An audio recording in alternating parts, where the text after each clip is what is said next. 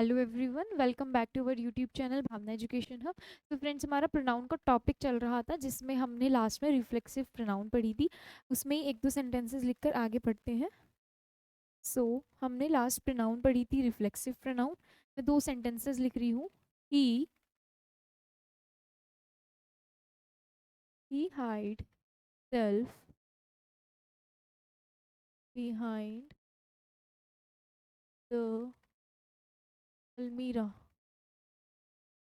Next sentence, Ram बात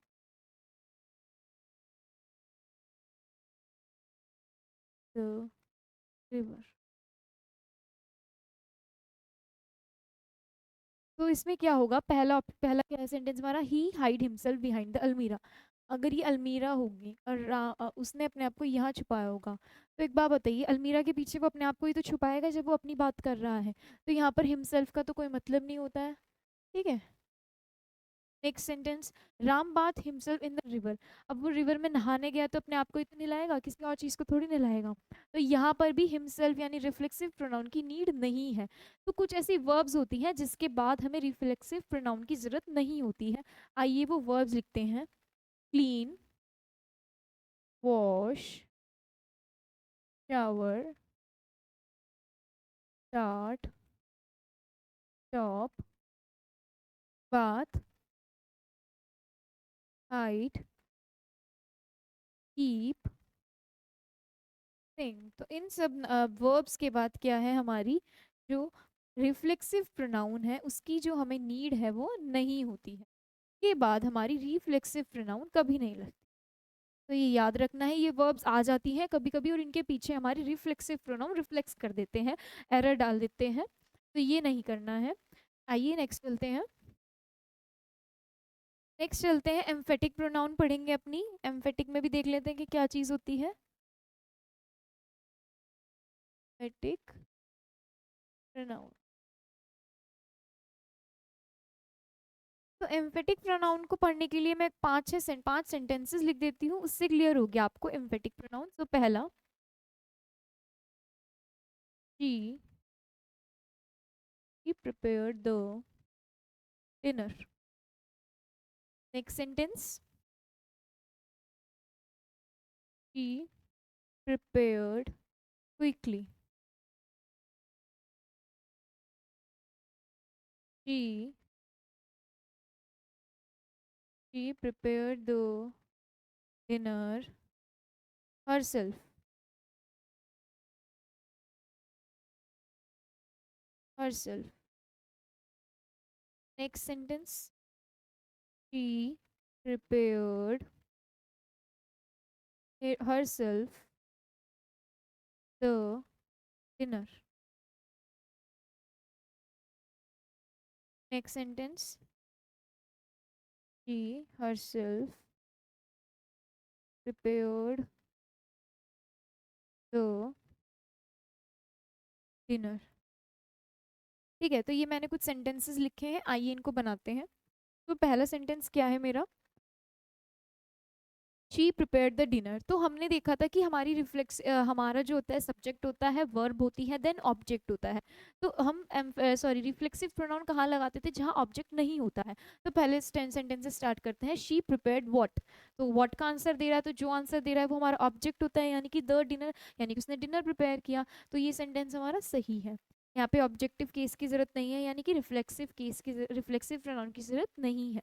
next sentence, she prepared quickly. तो यार ना तो क्विकली ना तो व्हाट का जवाब दे रहा है, ना हु का जवाब दे रहा है, ना हुम का जवाब दे रहा है। तो क्विकली क्या है, हमारा एक एडजेक्टिव है।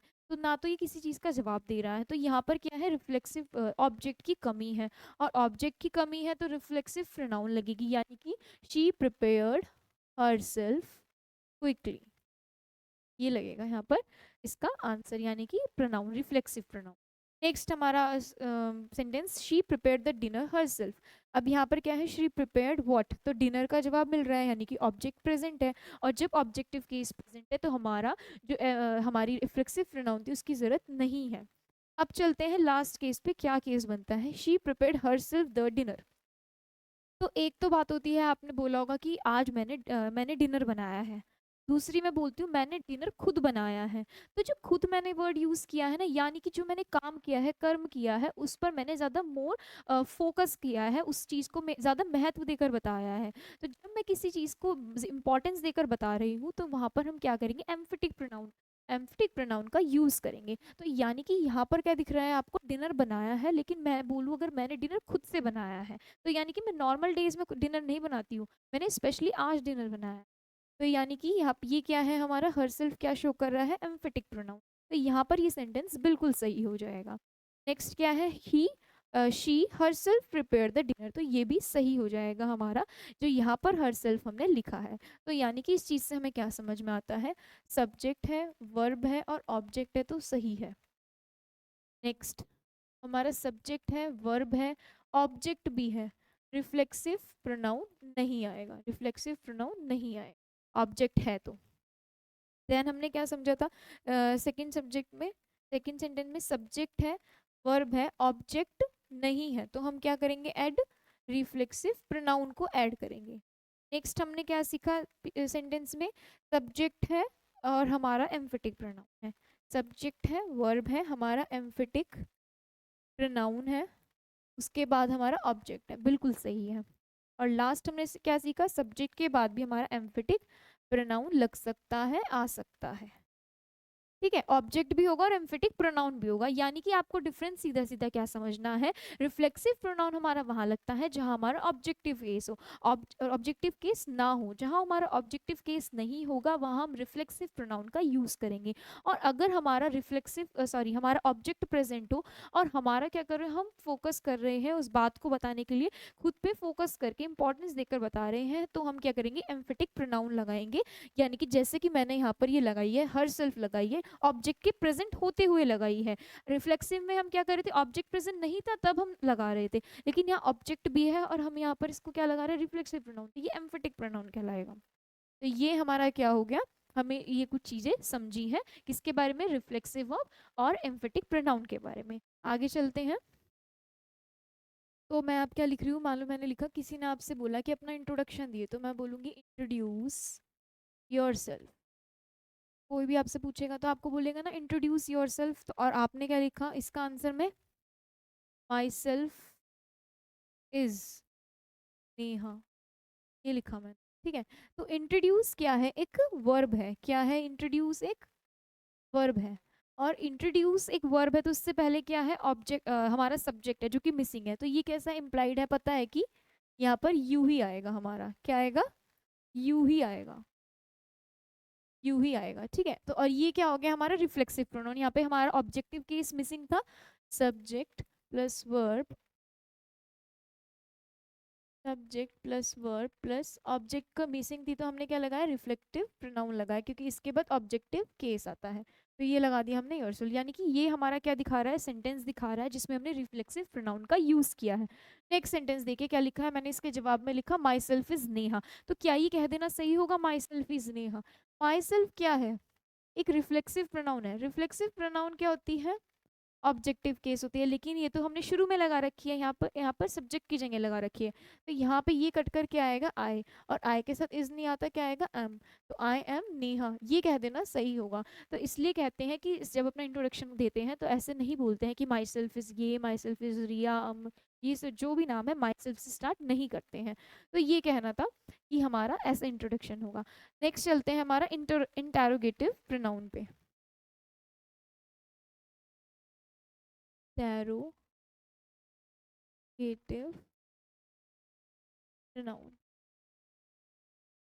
सो इंटेरोगेटिव प्रोनाउन पढ़ने के लिए पहले हम दो बातें समझेंगे, हमारा हु और whom, ये दो बातें समझेंगे। तो ये दोनों हमारे क्या है, एक नाउन की जगह लेते हैं, नाउन को बताने का काम करते हैं। तो मैं पहले दो सेंटेंस लिखती हूँ। पहला सेंटेंस है हमारा,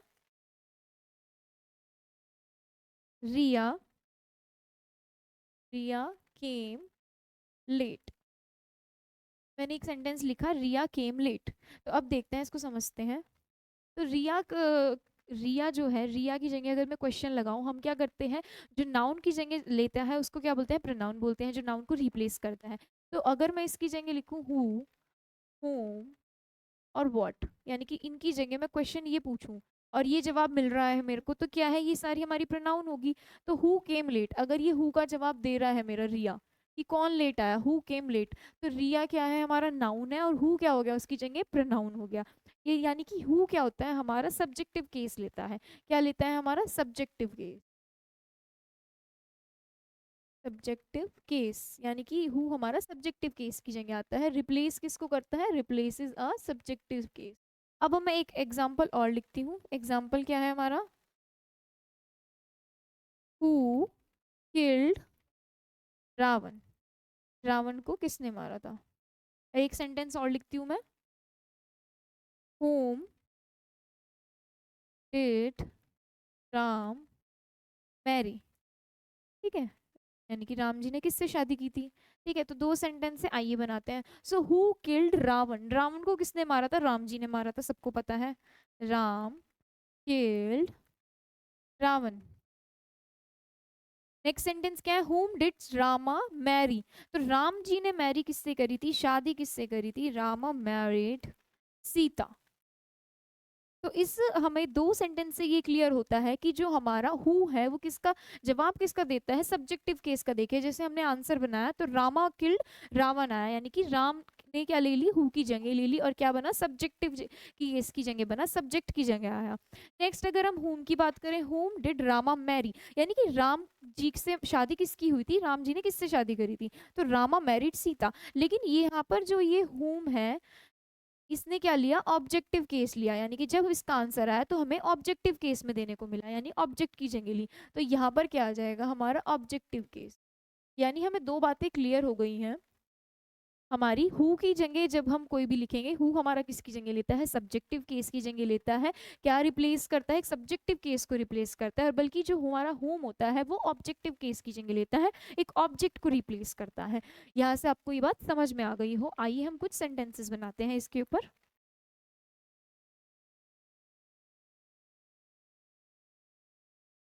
तो सेंटेंस क्या है हमारे, लिखते हैं सेंटेंस, डैश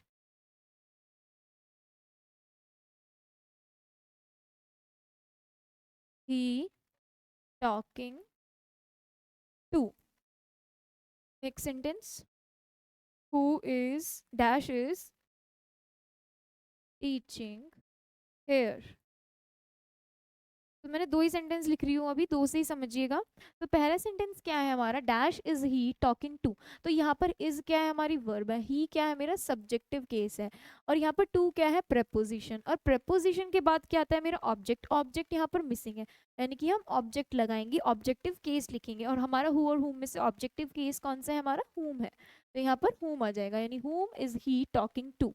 नेक्स्ट सेंटेंस देखिए, dash is teaching here, is क्या है, हमारी वर्ब है, उसके बाद हमारा नॉर्मल सेंटेंस कंप्लीट हो रहा है, और वर्ब से पहले क्या आता है, हमारा सब्जेक्टिव केस आता है। तो यहाँ पर क्या आएगा, हु इज टीचिंग हेयर, यानी कि यहाँ पर कौन पढ़ा रहा है। तो ये हो गए हमारे सेंटेंसेस किसके, हु और हुम के ऊपर। अब एक और इम्पॉर्टेंट वो टॉपिक पढ़ते हैं, हमारा एक इम्पॉर्टेंट वर्ड पढ़ते हैं, हमारा क्या है वो, हमारा विच। तो विच किस चीज को इंडिकेट करता है, विच के यूज क्या है, वो सारे हम पढ़ेंगे। तो विच क्या बताता है हमारा, ये तो एक ऑब्जेक्ट के बारे में बताता है, एनिमल के बारे में बताता है, एनिमल बर्ड, और किसी चीज को पॉइंट आउट करता है कि ये यहाँ पर है, ये यहाँ पर है, या फिर किसी चीज को पॉइंट आउट करता है, एक स्पेसिफिक चीज को। तो विच का यूज देखते हैं, आइए कुछ सेंटेंस लिखती हूँ मैं। तो पहला क्या है, who is your house, who is is your who is your national animal, who of the following statement is correct. Next sentence, of the following is first president of India. ठीक है। तो मैंने ये 4 सेंटेंस लिखे हैं। Who is your house, यानी कि जब हम किसी के हाउस पे या किसी चीज़ को स्पेसिफिक बताने का काम करेंगे तो हम क्या यूज़ करेंगे, विच यूज़ करेंगे, यानी कि किसी ऑब्जेक्ट के लिए।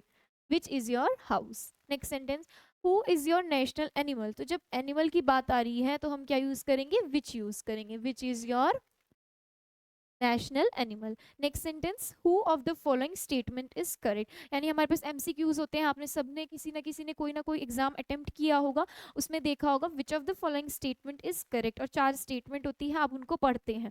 तो यानी बोला है इनमें से कौन सी स्टेटमेंट सही है, तो हु की जगह हम क्या यूज करेंगे, विच यूज करेंगे। किसी को पॉइंट आउट किया गया है कि इनमें से बताइए, तो उन 4 स्टेटमेंट को हम पॉइंट आउट करते हैं, इसलिए हम विच यूज करेंगे, ना कि who.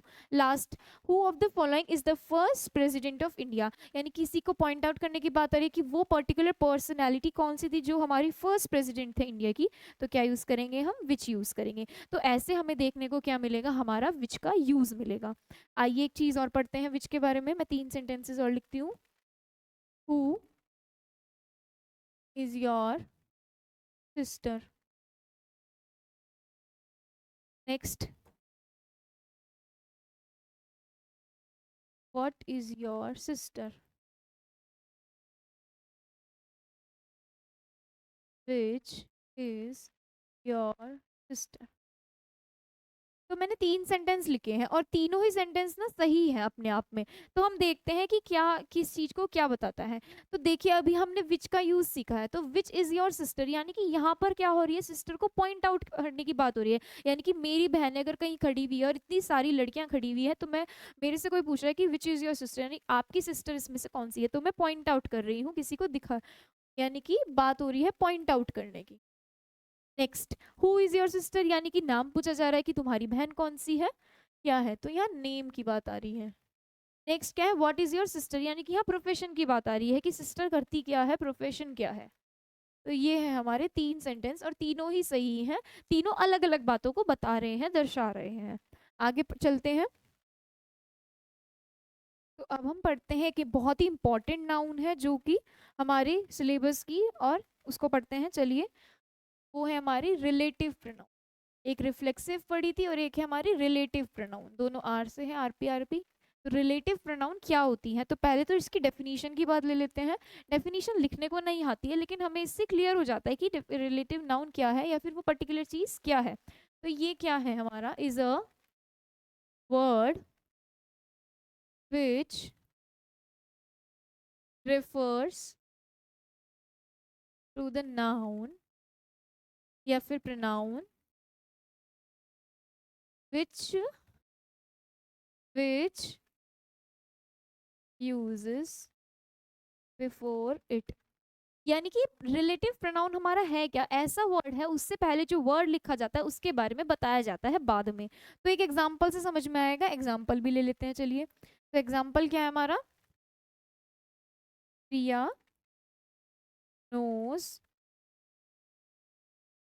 Sneha Sneha who is a teacher. ठीक है।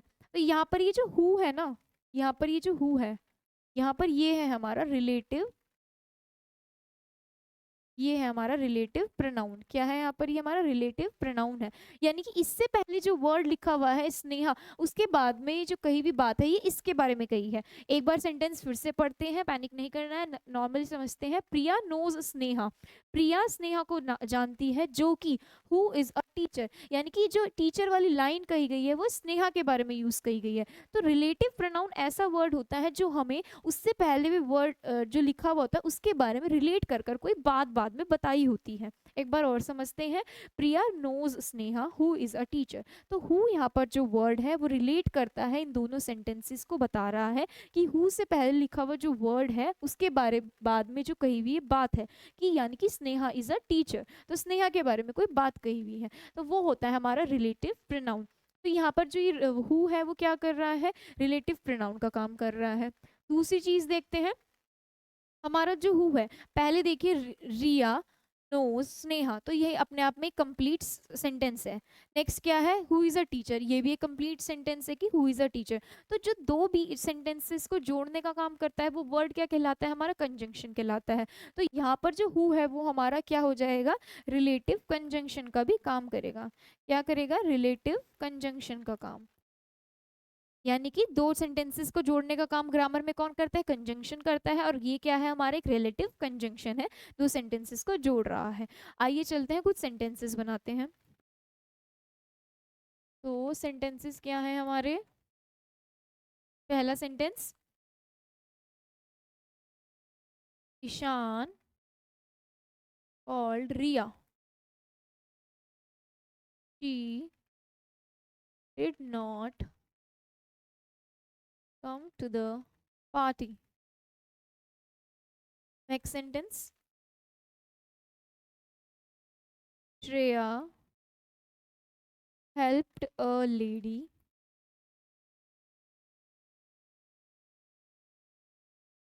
she wanted to cross the road। तो ये क्या है, हमारे दो सेंटेंसेस लिखे हैं मैंने, ठीक है, इनको सही बनाते हैं। ईशान कॉल्ड रिया, यानी कि उसने रिया को बुलाया। She did not come to the party, तो यहाँ पे क्या करना है, हमें सेंटेंस को जोड़ना है। देखिए कैसे जोड़ते हैं, ईशान कॉल्ड कॉल्ड रिया, यानी ईशान ने रिया को कॉल्ड किया, हु। अब यहाँ पर क्या होगा, who did not come to the party.